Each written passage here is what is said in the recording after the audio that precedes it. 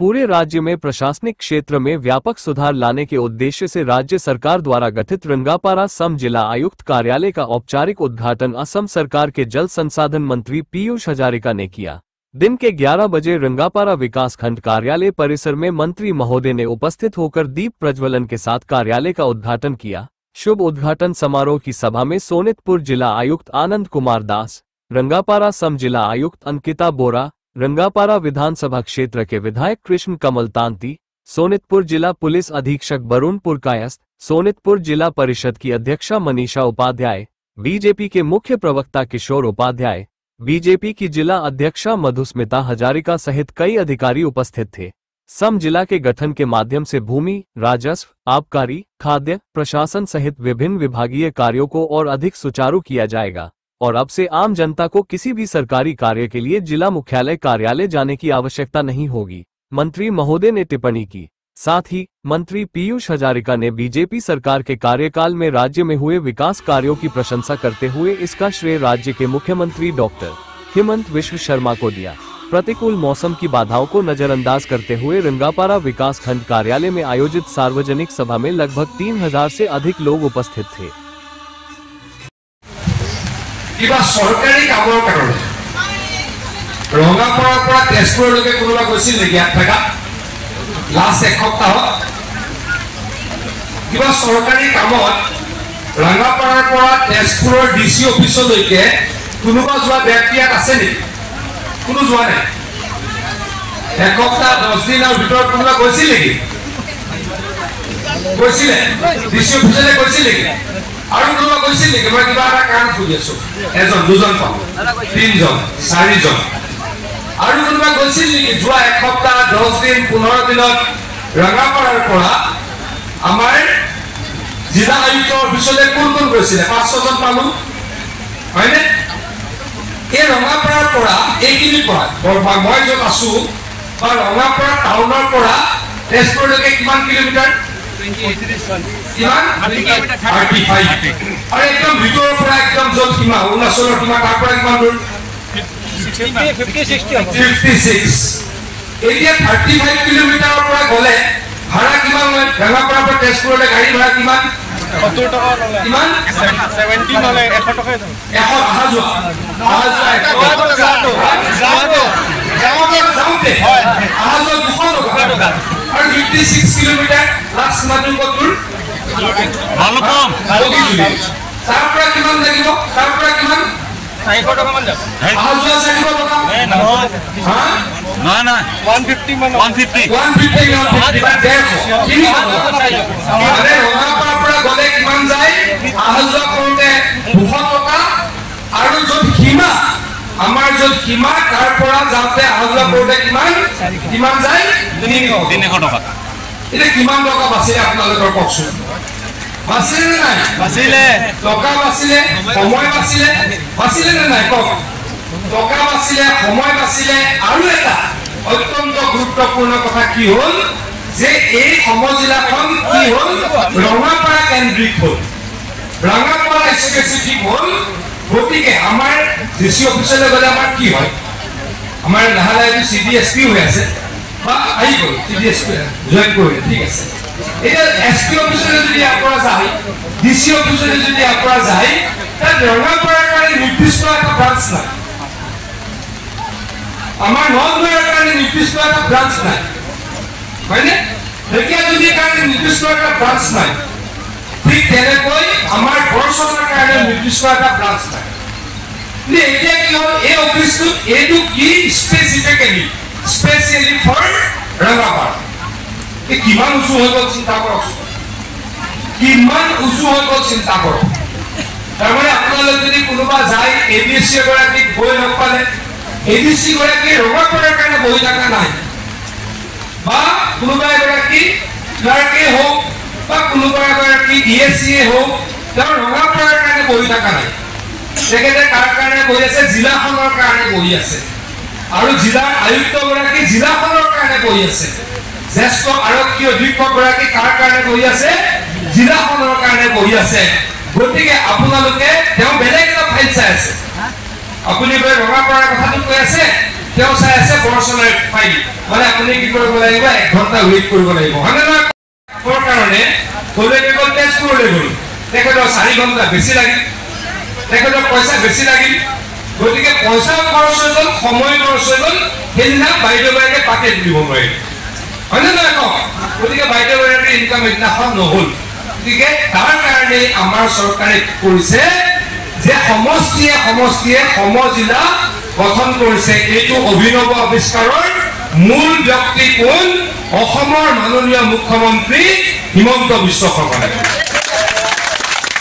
এইবিলাক হিমন্ত বিশ্ব শৰ্মাই চিন্তা কৰিব পাৰে দেশখন স্বাধীন হোৱা কিমান বছৰ হ'ল ৭৭-৭৮ বছৰ হ'ল আজিলৈকে কোনোবাই ভাবিছিল নেকি যে সমজিলা কৰিব লাগে আৰক্ষীৰ কাৰণে আমাৰ CDSP কৰিব লাগে ভাবিছিল নেকি কওক ভাবাটো নাই গতিকে এইবিলাক কথা ভাবি কি কৰিলে ৰাইজক মুখ্যমন্ত্ৰী ডাঙৰীয়াই বহুখিনি সকাহ দিলে বহুখিনি সহায় কৰিলে হয়নে নহয় কওক হয়নে এতিয়া এটি কৰি দুটি পাতৰ আপোনালোকে ৫,০০০ টকা পাব নল'ব আমাৰ চাহ বাগানৰ এই উদ্যোগটো ২০০ বছৰ ইয়াতে আমাৰ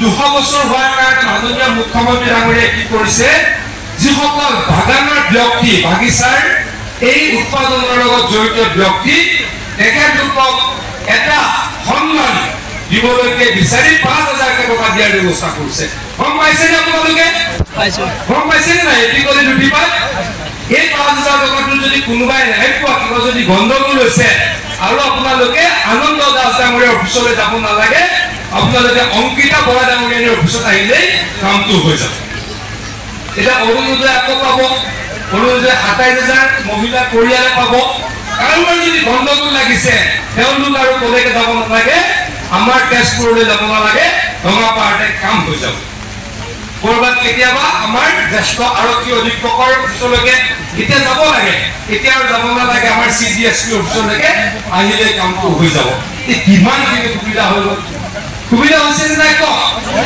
হৈছে নে নাই মই মিছা কথা কৈ আছো মিছা যদি পেছো কৈ দিলে মই ক্ষমা খুজি মিছা কৈছে নেকি সেইখিনি সুবিধা হৈছে নে নাই সেইখিনি সুবিধা কৰিছে কোনে ভাৰতীয় জনতা পাৰ্টিৰ চৰকাৰখনে কোনে কৰিছে অসমৰ মাননীয় মুখ্যমন্ত্ৰী হিমন্ত বিশ্ব শৰ্মা ডাঙৰীয়াই আজি অৰুণোদয় আপোনালোকে পাবতে গম পায়নে নাপায় আগতে কিমান পাইছিলে অৰুণোদয় আগতে চাগে ২০,০০০ মানে পাইছিলে ন এইবাৰৰ পৰা ২৭,০০০ মানুহে অৰুণোদয় পাব অতি সোনকালে অলৰেডি অৰুণোদয় কামবিলাক হৈ গ'ল মোৰতো দুখ লাগে এটা কথা আমাৰ 693 আছিল নেকি আমাৰ CM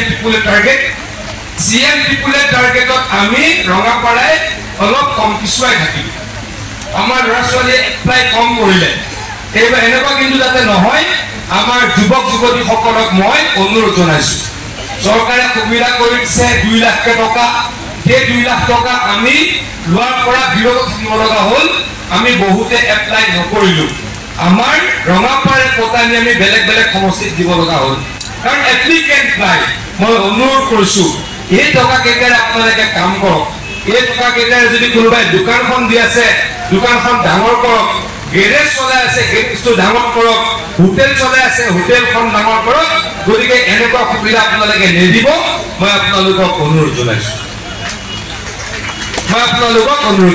কৃষ্ণ ইয়াতে সুৰক্ষা কৰাৰ কাৰণে দিনে ৰাতিয়ে কাম কৰিছে আৰু যিসকল দখলদাৰী যিসকল সন্দেহযুক্ত ব্যক্তি তেওঁলোকক এই আমাৰ যিসমূহ বৰ্ণাঞ্চল যিসমূহ আমাৰ চৰকাৰী মাটি তাৰ পৰা বেদখলমুক্ত কৰাৰ কাৰণে কাম কৰিছে ভাল হৈছে নে নাই কওক ভাল হৈছে নে নাই কওক ভাল হৈছে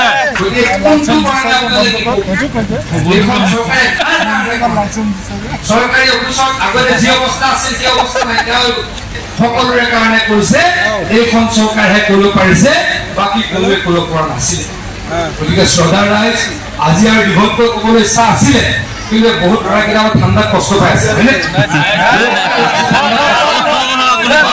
কষ্ট পাই আছে থিয় হৈ আছে আপোনালোকক শ্ৰদ্ধাৰে নমস্কাৰ কষ্ট কৰি আপোনালোকে এইখন সভালৈকে আহিছে দবাকেইটা বৰষুণ তথাপিতো ছাতি কৰি পেলাই বাইদেউহঁতে এই মহিলা বাইদেউহঁতৰ অলপ মোৰ বেয়া লাগে আছে। এই 2টা বছৰ কিন্তু বানপানীৰ সমস্যাৰ সন্মুখীন হোৱা নাই আৰু 1000 বিঘা কৃষিভূমিত আজি ৰাইজে কৃষি কৰিব পৰা পৰিৱেশ হৈছে। আৰু আজি ৰাতিপুৱাই এজন ব্যক্তিয়ে মোক ফোন কৰি পেলাই কৈছে যে আজি মন্ত্ৰী ডাঙৰীয়া আহি আছে, তেখেতক ধন্যবাদটো জনাব মোৰ ফালৰ পৰা। আমি খেতি কৰিব পৰা হৈছো, 2টা বছৰ আমাৰ বানপানী নাই। তাৰপিছত আমাৰ যি জীয়াবৰণী আছিল নদীখন, এই জীয়াবৰণীৰ পাৰত প্ৰথমতে 3 কিলোমিটাৰ, তাৰপিছত 4 কিলোমিটাৰ, এতিয়া আকৌ তেওঁ 7 কিলোমিটাৰ বান্ধৰ ব্যৱস্থা কৰিছে। এটা হাত চাপৰি অন্তত তেখেতৰ কাৰণে হ'ব লাগে। ইয়াৰ লগে লগে মোক কয় ৰাইজে আপুনি অকল বোলে জৰাখৰৰ চিন্তা কৰে, আপুনি অকল বোলে জীয়াবৰণী চিন্তা কৰে, আমাৰ জীয়া গাভৰুৰ চিন্তাটো কিয় নকৰে? মাননীয় মন্ত্ৰী ডাঙৰীয়াই এতিয়া জীয়া গাভৰুৰ কাষে কাষেও 6 কিলোমিটাৰ বান্ধৰ ব্যৱস্থাটো কৰিছে। তাৰ মই এইকাৰণে কৈছো আজি অসমত বানমুক্ত, অসমত বানপানী সকলোৱে জানে বানপানী এটা ফেষ্টিভেলৰ দৰে হৈ গৈছিল, উৎসৱৰ দৰে হৈ গৈছিল। কিন্তু যেতিয়াই তেখেতে মন্ত্ৰিত্ব ল'লে তাৰপিছত আপুনি চাব আগৰ পূৰ্বৰ মন্ত্ৰীসকলক দেখিছিলো বানপানী হ'লে যায়, বান ভাঙিলে তেওঁলোক যায়।